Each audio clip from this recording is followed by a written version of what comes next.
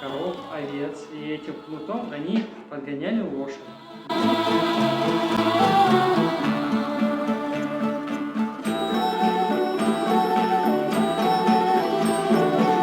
Посуду.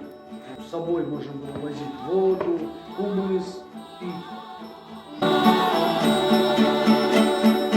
Может быть, это что-то мягче? Это пластмассовое. Раньше не было пластмассы. Мягкое. Засохшая, правильно. Да, ее специально сушили, растягивали, вытягивали эту кожу. Потом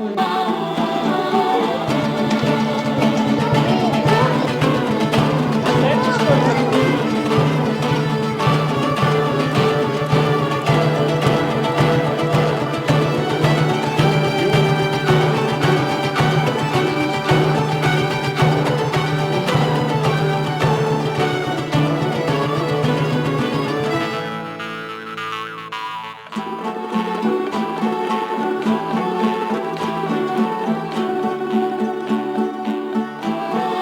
играть шахматы, шашки, много у кого дома есть.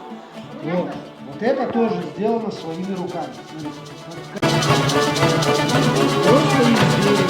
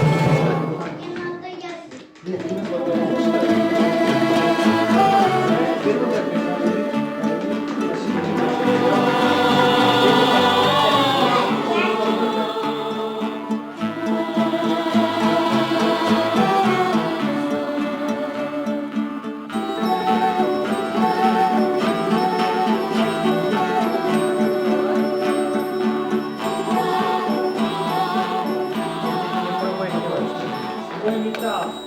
Двигайте палочку.